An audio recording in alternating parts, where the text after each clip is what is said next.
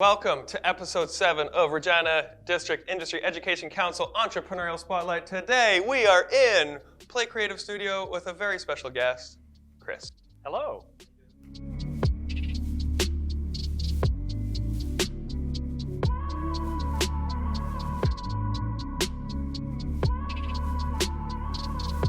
Tell us a little bit about Play Creative. Tell us about yourself. So my name is Chris Miller. I'm producer and co-owner and lead editor here at Play Creative. We are a team of 6, co-founded. The company was co-founded by myself, Mike Mackelberger, and Amy Mantica. We've been in business for almost 10 years now. We started in 2011, and our main focus is commercial video production. So TV ads primarily, also some online content, a little bit of this, a little bit of that, but that's our main focus. So the cool part is, to me, like, they've always been a big brother, big sister to us, because we started a year after. And so I always looked at Play as, if you need really high-end video content, this is the team. And it's cool too for us that we don't have to sit and say, like, well, there's nobody in town that can do it. We're too small. We're not. You actually have an incredible, what would you say, like, I was gonna call you a movie producer. Yeah. Small documentarian. Yeah. The ads you guys do now are just, so yeah. Well, thank you. Yeah, Incredible. there's a pretty vibrant film industry, at least in the commercial aspect of things.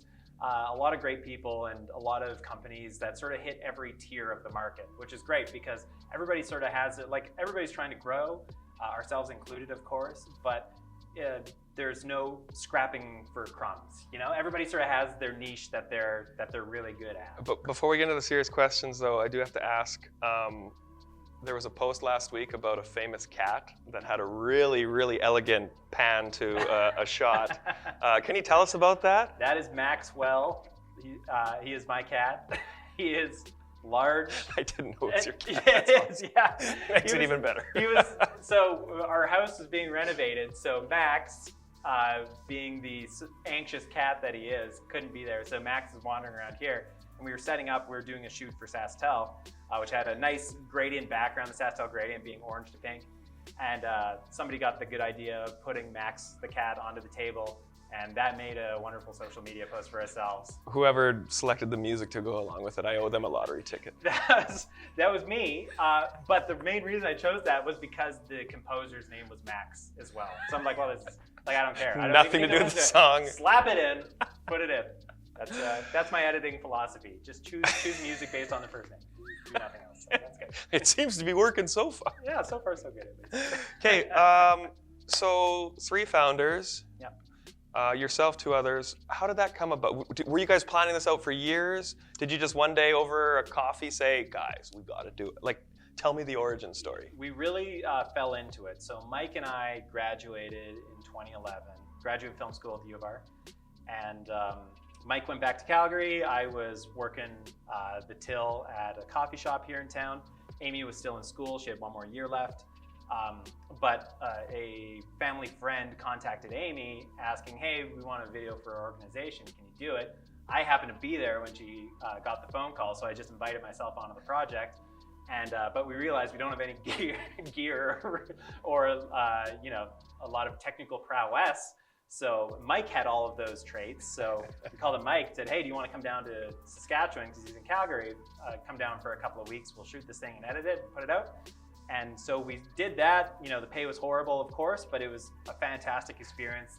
Lovely, lovely clients. Did you say before you calculated you were making $5 an hour on that shoot? Yeah, it was like $5 an hour or something. It was not. But a start. Yeah, a start. Exactly. It wasn't working at a coffee shop. It was actually doing what we went to school for, which is kind of cool. And it was our first foray into like commercial documentary sort of style.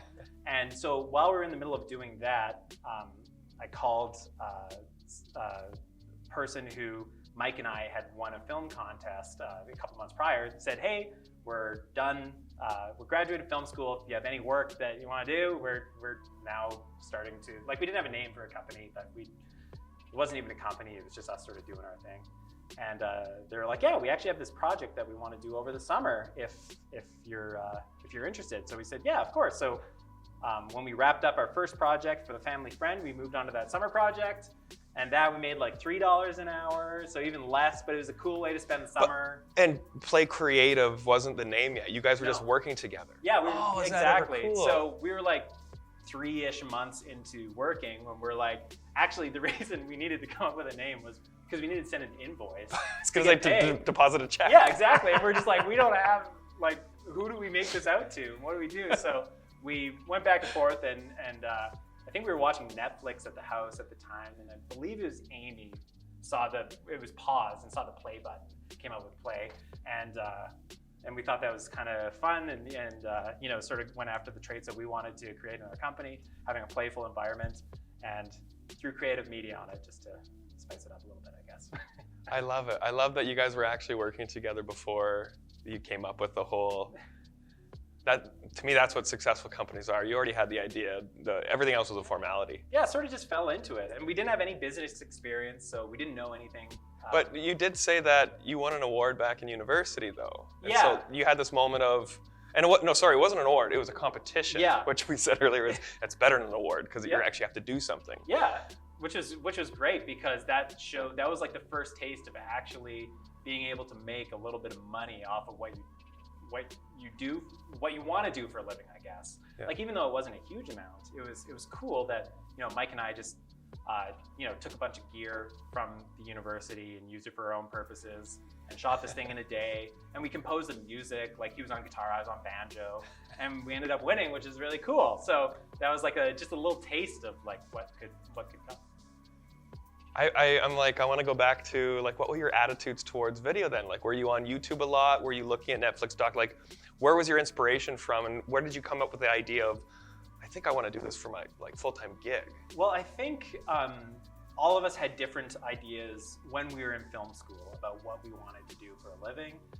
Mike, his focus was like adventure film, ski film. He'd been making ski films and adventure films since high school. I didn't have a specific, I just found the medium of film very interesting. Like, I think I wanted to work on movies, but I know that that's a hard thing to get into. So starting to lean a bit more to like documentary and things like that. And Amy has a vast variety of interests. So it was kind of interesting that commercial film sort of just came about. None of us had a particular interest in it at that time, but it was a path in. Yeah. And so when we started working on that, we saw that, you know what, this is kind of cool compared to working in the traditional film industry, where you can have a job, you can make a living, but you don't have to sacrifice, you know, having to fly out for 4 months and not be around your family, things like that. It's a lot more, it's more stable in a way. But I'm guessing you don't wake up one day, and I guess for students too, you don't have like Hollywood call you and say, hey, we need you. Or like big studios say in Vancouver, Toronto, you don't just apply and get there. Yeah. To me, I like the idea of, if you like an industry, there's a pathway to get there, and I feel like you're easily on that, if not a lot further along than you thought you would be. Yeah. Or I guess to me, you're really opening your options up to do whatever you want with the medium of video. Well, that's kind of the cool thing, is now we have an infrastructure in place as a commercial film production company, where we now have the gear, the connections, and I think the talent to be able to do something like a short film if we ever get time to do it. Like, we've talked about it a lot, and you know, we've had interest, and we've done some sort of shorter, you know, one-off documentaries, and Mike directed a film that won Best in Sask at the Yorkton Film Festival. Oh, cool. And that was a really cool experience, but we just haven't had time to really dive into alternate things, and you can't sacrifice the clients and the work that you have lined up, because you don't ever want to turn much away, because then they might find another great competitor of yours. I feel like you guys have this momentum going, though, that you're right, like everything else is a distraction other than the mission of keep growing, play, keep getting known for what you do. Yeah. Because right now you have a really good reputation in the market. And I hope so. Like before, when I asked you, how do you get your projects in? Like, well, like a lot of times we don't know, but it's based on past work. Yeah. So a lot of it's that be so good at what you do, other people have to talk about you or talk about the project because they want to hire you. I hope so. And I think too, there's been a couple opportunities in film school where film students have asked, you know, if there is one piece of advice that you could give film students, what would it be? And I think this applies to all students. It seems to me, at least in my experience, it's always more about the relationships you make and the people you meet that bring success in your whatever industry you're going after. Like, I'm sure you found the same with your work, and it's certainly been the same for us, where, you know, having, you know, there will be a client that hears about us that now works at a Crown Corp, but we used to go for beers at the Owl, you know, after class or whatever. And so there's that connection there where if you hadn't had that time, you wouldn't have that pathway to, you know, be in with this organization. I feel, I think I've said this before, but you guys are approachable. When you walk in, there's a ping pong table. There's people smiling at you. And so I feel like you have a very interesting, we'll get to culture in a second. You have a very interesting culture going here. And a part of it, I think more and more students and classrooms can learn from what you guys are doing. Because I think up until recently, most people said, well, you can't do that here. Yeah. Changing gears a little, did you ever have a moment where it got really hard or you wanted to say, you know what, I quit, I'm just gonna go work at CTV, I'm done? Right, yeah. I don't know if that would be an option. I think they were high, no. Yeah. Was there a moment where times got tough, or you know, in the first few years when you didn't know the future of the company, what was that like around here? I think at the beginning was tough. You know, we were well below the poverty line.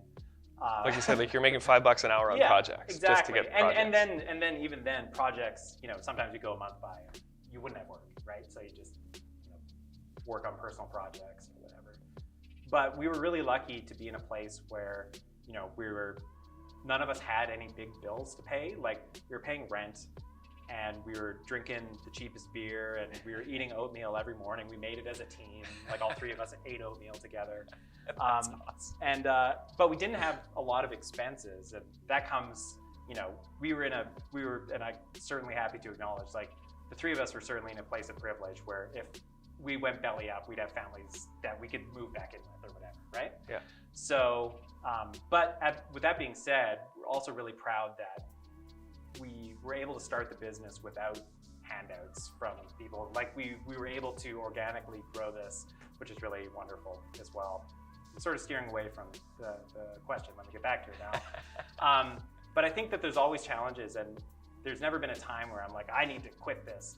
But there are certainly times that get you down, where things go wrong, or expectations weren't managed properly on my behalf, or you know, there's just so many variables with film, especially because it's not only a really creative medium to work within, but there's also so many logistical challenges as well. Like, we always joke that, like, when it comes time to plan a wedding, like, it'll be so easy because every film shoot is like planning a wedding, because you need to, you know, organize, you know, bathroom or porta potty rentals and have them dropped off at a specific time, and you're bringing 50 people on set, and there's 10 flights coming in and 10 flights going out that you need to manage, and transportation, and you got people working with dangerous electricity, and film rentals, things flying in from Vancouver. This is worse than a wedding. And, like, and it all needs to coalesce and go perfectly, or else people are going to be upset with you because they're spending a lot of money on you to bring it to life, right? And then you throw in, everything is set up. Now the actors need to deliver how you want them to deliver. And the sets and art department and everything needs to go off without a hitch. The camera can't go down. There's no opportunity for failure. And luckily, we've been close potentially a couple of times where shoots could have gone belly up, but it's never happened. And maybe that's why I haven't ever been in a position where I'm like, I gotta quit. Was there, but on that note of really expensive mistakes, that wasn't a mistake. You did have a story about a really expensive shoot that you thought went wrong, but it turned out right. Yeah, we were doing a shoot for a client, and it involved two cars crashing together, and we secured a part of the global transportation hub where it was just a highway built, but there was nothing around it. So that was a perfect spot to crash two vehicles together. They're going highway speeds, each doing 80 or 100 or whatever. And the idea was they need to crash head on and come to an immediate stop and just obliterate each other. Unfortunately, that isn't what happened, because the remote control driver, these cars were driven remotely, of course, got a little off, and so instead of crashing together, they glanced off each other and both went into a ditch.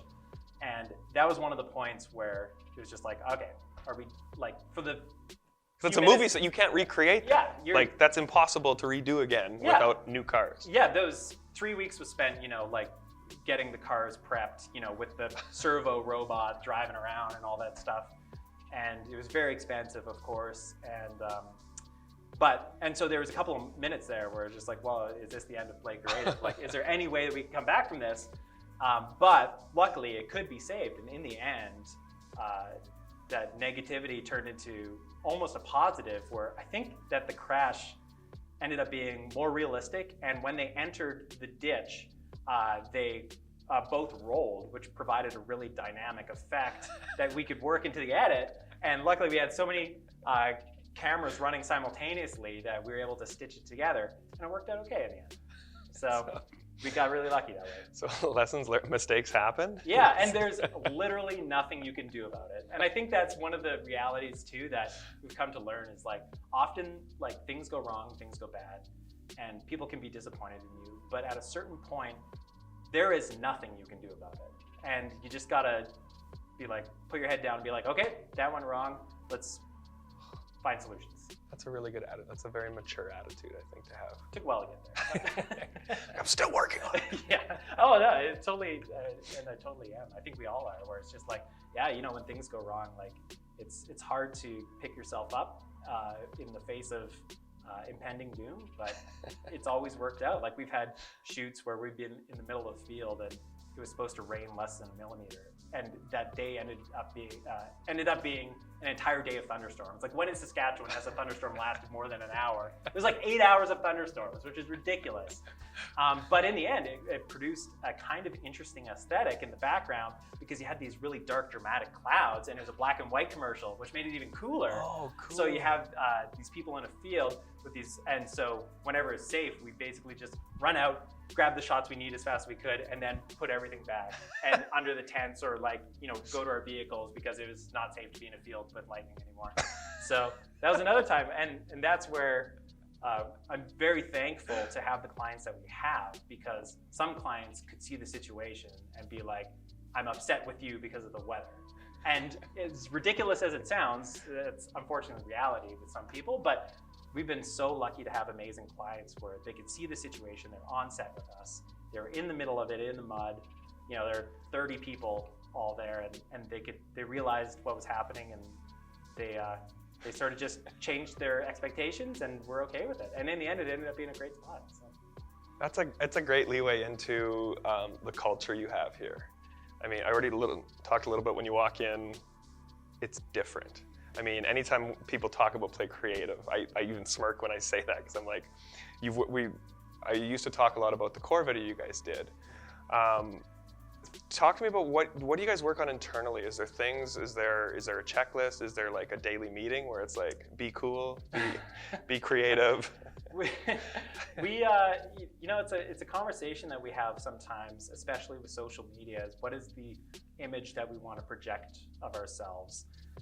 And generally it boils down to, like, we've had the opportunity to do so many really cool projects, but we don't ever want to brag or put out to the world that we think that, like, we're better than you, sort of thing, because we're not. We've been given a lot of really great opportunities, and we've been able to capitalize on them. And as a result, we've had awesome experiences, but we want to try and stay humble.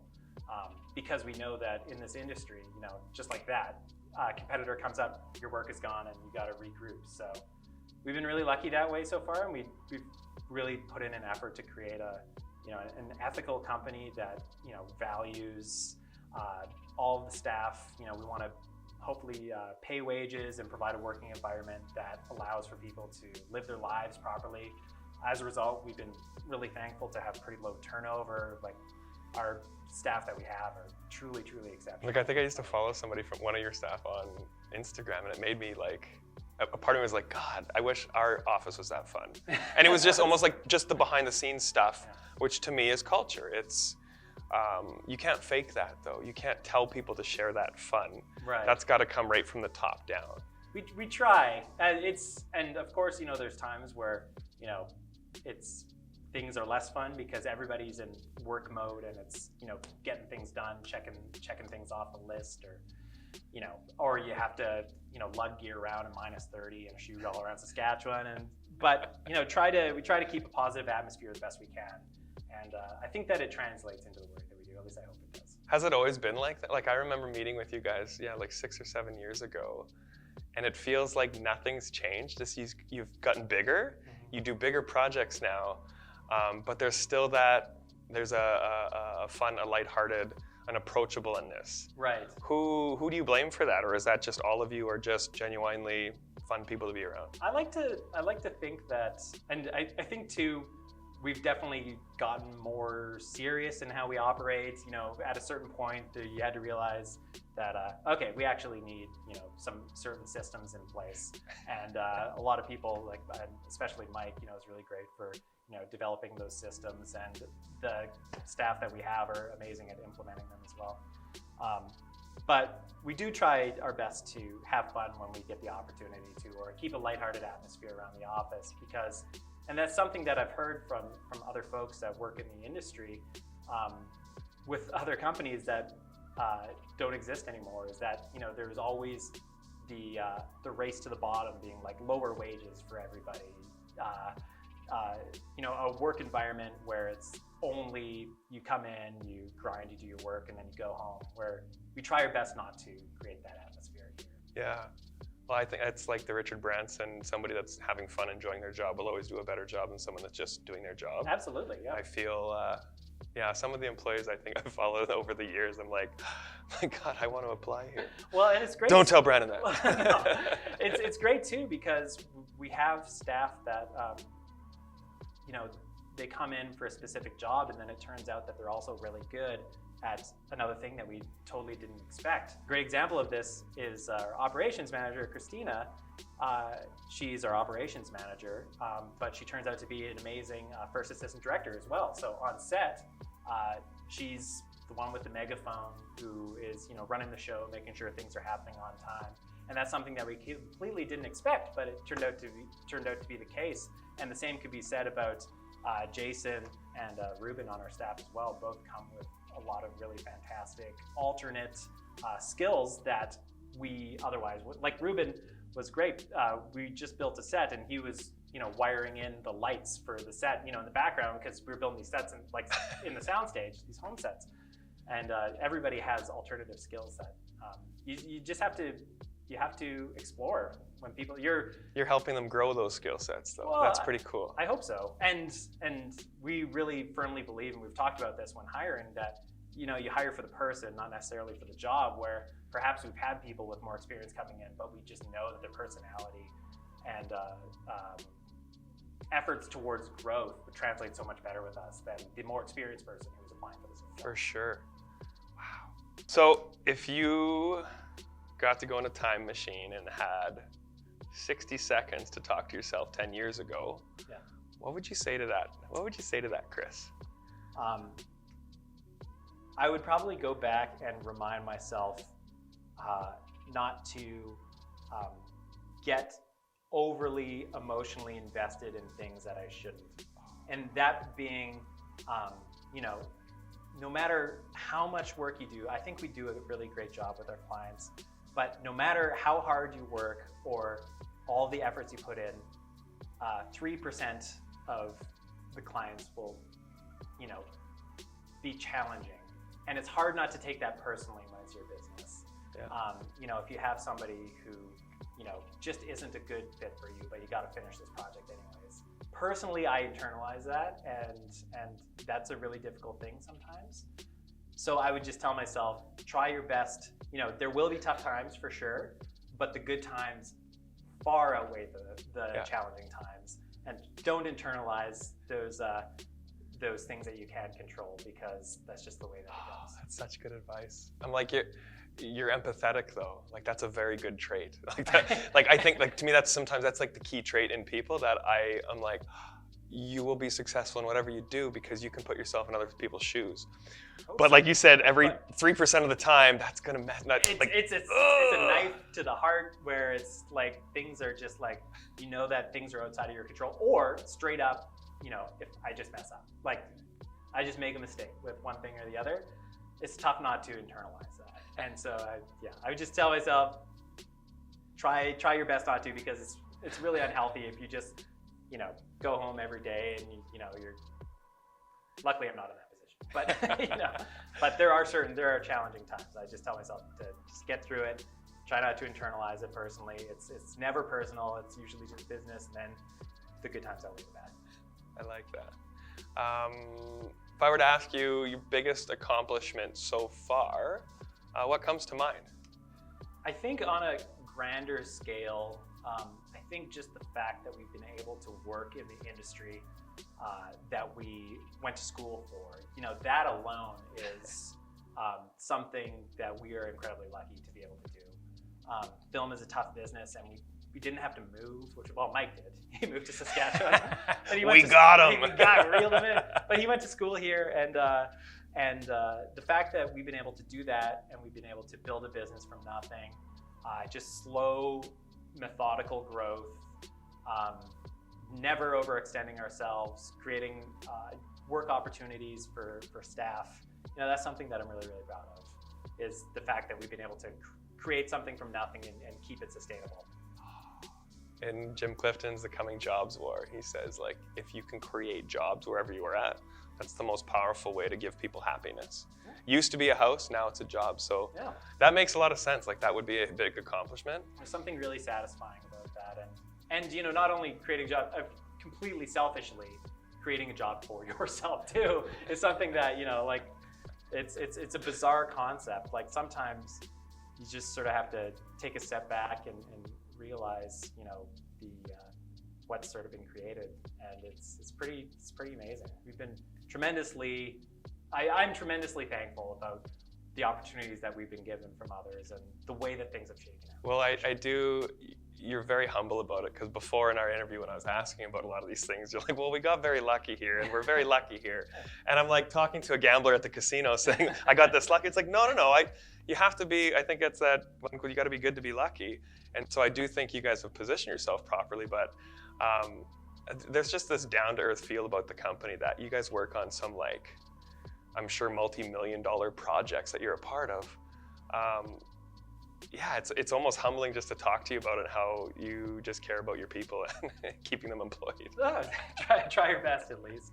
And it's cool too when it's funny. This just happened not long ago. There's someone it's great when we can have those big shoots that come along every month or two, where you can assemble a team of 30 or 40 crew and, you know, do these awesome commercials.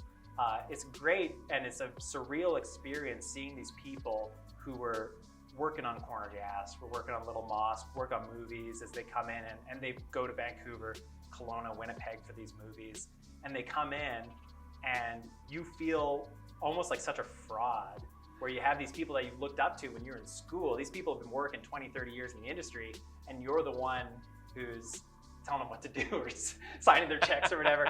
And so at the end of the shoot, there's this one person in particular who's just like a titan of industry. And we've had him on sets past couple of shoots, and we were just like, hey, we so appreciate you coming out. And it was weird hearing him say that he really appreciates the opportunities and he loves working with us. That is like, oh, thank you. Like, there's no higher. So you're just shaking, like, yeah. It's just a really, really strange experience. You still feel like a bunch of kids, but I guess we're not anymore. Yeah, I'm like, the work. Are you ever watching TV at home and be like, oh, we made that. Yeah. Oh, we made that. Oh, yeah, that's one of the reasons. I every now and then I call it out because, well, I don't have TV, but my parents do. Yeah. And so when I'm there every now and then, I'm like, oh, I'm pretty sure. I've seen a couple of what you guys have done, which is, that's got to be a cool moment when you're watching like primetime television and one of your commercials comes on. It is. That is one of the coolest feelings, and seeing your commercial in cinema like in the pre-show when the lights all go down and then it plays and everybody's sitting down snacking on popcorn. I think that plays back to the romantic notion of, you know, being a filmmaker, wanting your things to be in theaters. And even though it's the ads that I hate, you know, you're just like, get to the movie already. It's cool for me to see that, you know, with the big sound. You're cheering it on. You're like, yeah. Honestly, all the people around me probably get annoyed because I'm just like, that's it. Hey, that's us. And, you know, having the surround sound and, you know, it's such a cool feeling. And it's so satisfying too, especially if it's a piece that you're particularly proud of too. That's unreal. I feel at times, like being in the creative industry, you almost have to pinch yourself to realize like it's pretty lucky to be able to do some of this stuff. Yeah. But I feel like you guys have taken that and done what a studio would do in Hollywood. Yeah. Like I don't know how anyone could do any better than some of these commercials. Slowly but surely, we're every year we've been given the opportunity to try and up our game a little bit, and so we take it on and it's sort of that you know, take it on and then figure out how to do it later a little bit, and it's always worked out, which is great. What's like your favorite shoot or your favorite commercial, favorite set? What like your number one? When somebody asks you, when a student asks you, say, what's your number one? What was your favorite moment so far? There's a handful of shoots that have been really fun to work on, but one which stands out was actually our latest shoot. It was a 4-day shoot, which is long in commercial standards. Like most commercials are 1-day shoots, things like that. But it was a 4-day shoot, a lot of really talented cast from Toronto and Vancouver, and it was the smoothest shoot of my career. We couldn't have snow for these outdoor scenes, and it snowed on day 1, but when we got to day 4, it magically melted. And then the day after, big dump of snow. So that was another, like, where things just like, you know, with COVID and, you know, flights coming in and out, flights are being canceled, and like, but everything just worked out so well, and we finished 3 out of 4 days early, which again is unheard of. Like that never happened. Where we're done at like 3:30, and it's just like, well, this has been like a 7-hour day. What's going on here? Last little bit, creativity, ideation. I'm very curious. How do you look at creativity or coming up with an idea? How do you personally view that? You know, it's interesting because it changes depending on the project. Some projects, they give us exactly what we need to do and the blueprint is already there. There's very little flexibility, and it's just like, execute this and that's fine. That makes our job easier sometimes. But there also is certainly, I think the main way we go about it is just by making sure that we're surrounded by best collaborators that we can, whether that's in-house here or with some of the amazing crew that we have the opportunity to work with. You know, for example, with art department, there's a lot of really wacky ideas that we dream up that we don't think will be possible. And then when we reach out to these people and we're just like, we know you're the best in the business, what can you do? They go out of their way and do an amazing job. And those connections are like everything to us. And so we hope that some of our collaborators never move away because they're so important to our success. Honestly, like so much of what we do is based around the people that we get the opportunity to work with. And so I think to go back to answer the question, I think the ideas are formed and executed on by ensuring that we are surrounded by the best and biggest network of awesome folks as possible. That is so, I didn't think you were gonna answer that. I thought you were gonna have this brilliant like, oh, we whiteboard this. No, not at all. No, it's not us. It's the people we work with. Yeah. Which is such a scalable answer because you can't just keep growing geniuses that work together and that's it. Yeah. It's always gonna be the network effect. Yeah. And so, And wow. a lot of like our ideas, like, you know, Mike is able to dream up a lighting design or that we would not be able to do in-house, but with the people that we work with, they're able to take these crazy ideas and actually execute it. And personally, going back to the original question, I guess a little bit, I sometimes when I need to think up creative from scratch, it always comes to me as I'm laying in bed or in the shower. Cool. Which is bizarre. But it's true like that. It's the weird moments when your brain's doing something else. That's when the ideas will.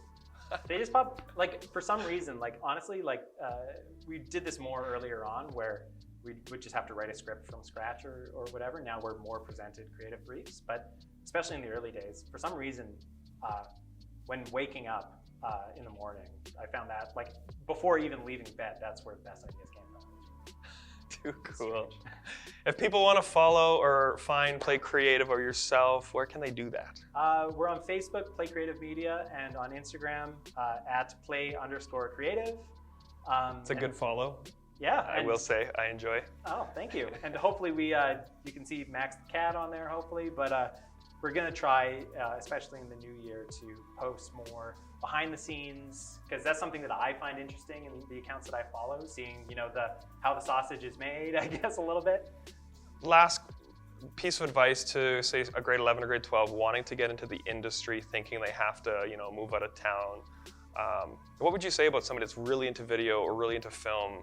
What are some advice that you give? I think the biggest piece of advice I would give to you know, someone interested in film and video is, yeah, you don't have to leave. You can do it here. You don't need the best equipment. Creativity is, of course, number one. Number two being, try just to integrate yourself in the community best you can, whether that's volunteering on shoots or reaching out to production companies. If you do take film and video at the U of R, just making as many connections as you can, making friends with your professors. Every time, you know, and it's such a lost opportunity for people where sometimes professors, after a class would end, they'd be like, hey, whoever wants to go to the Owl or wherever, you know, let's meet up. And picking the brains of your professors, making those connections, making friends with people in your faculty and other faculties, you know, that goes such a long way. And constantly practice the craft too, like in university and high school. Just make films. Like I know, you know, Mike and I did it. I made, you know, like spy movies that are terrible looking back, but it's fun. It's all formative. He was making adventure movies. You know, it's constantly practice the craft and make as many friends as you can. Wow. Thank you so much for your time today. This is unreal. Thank you. Appreciate it. Okay.